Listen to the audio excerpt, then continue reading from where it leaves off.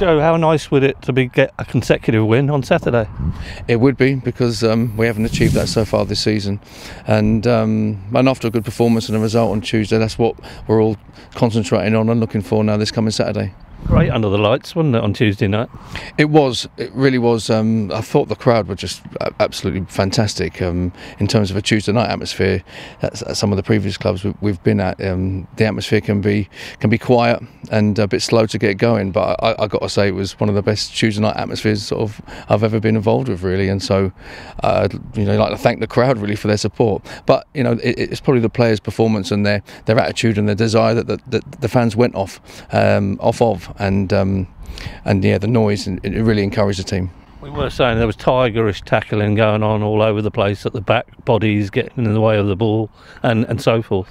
That's right, yeah, and fans go off, two things, on the ball and off the ball, and it just seemed in the first half where we didn't have loads of possession. There was a tackle from Nathan Thompson, which sort of everyone seemed to enjoy, and then there's some crucial blocks by the defenders and the keepers, and the crowd were just straight with it, and the level of support and the level of noise and the passion emanating from the terraces was absolutely fantastic. So well done. Hopefully we can recreate that again. This league does much the same, doesn't it? It does seem that every team is no different to the other. No, every game's tight, every game's close. There's always big moments in every game, and obviously, in the first half there was a couple of big moments in terms of Bristol Rovers maybe scoring the first goal. First goal's usually and always is important in terms of the result and which team wins. And luckily for us, we're delighted that Ollie got his first goal. It's a big goal for us as well. Did you think perhaps that goal was going to get scuppered? It took an age for them to decide. Yeah, I did, only because we didn't have a great angle. When you're down on the bench, you don't have a great angle of things, and it did look like it looked like our player had flicked it on. But yeah, ref was in a good position. The players' reactions always key. Our players were pretty convinced that it had come off a Bristol Rovers player. So I was personally a little bit relieved, and I was really pleased for Ollie anyway to score his first goal and get off the mark, because it is a big thing for a striker and a big thing for a new signing. What can you say about Brett Pitman? Yeah, Brett's just Brett, really, isn't he? He's been scoring goals, for Bournemouth and Bristol City and Ipswich over the last sort of 10 years. Really, I've seen him play so much, and he's a fantastic finisher and can score at any moment and score a whole variety of goals. And the thing with Brett is that sometimes he can look like maybe he's not quite involved, and 10 minutes later there's 2 goals, and I mean the second goal is just different class, and even the header, it's just very clinical. It's like 2 chances, 2 goals, and he's been doing that all his career. Yeah. I feel he's gonna go and do it again this season and in the next coming seasons. And well done to him. And he looks like he could be the best striker, the best finisher in this division. You say that every good scorer we seem to have had, like some Mick Quinn going forward, they always came alive in the box. He does, yeah, and it's it's our job and our responsibility, and the players' ultimately responsibility for getting some quality and some deliveries in there. We feel we've got players who can cross the ball.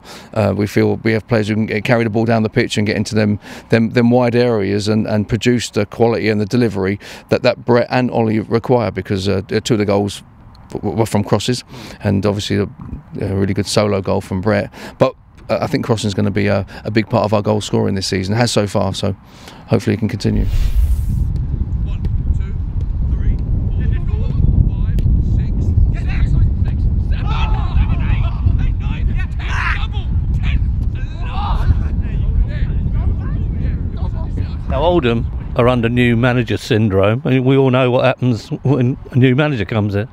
Yeah, of course, and a great result for them midweek against a team Peterborough who's been doing particularly well so far this season. So every game produces its own challenges. What we've got to do is learn quickly what went right for us on Tuesday night, and recreate that performance again. There's always stuff we can improve on, but on Tuesday it looked like we had a passionate team. We looked like we had a really good attitude. We looked hungry, and even though at times Bristol Rovers played very well in the first half and we didn't have a lot of the ball, I thought that just the crowd reacted off the desire and the attitude and the off the ball work that our team were creating. So, and then we had the players then going forward then to do some damage. So we need to recreate Tuesday night again on Saturday, and it's the players' responsibility to do that. I should add he's a caretaker manager rather than a new one, but nevertheless players have something to prove at Oldham.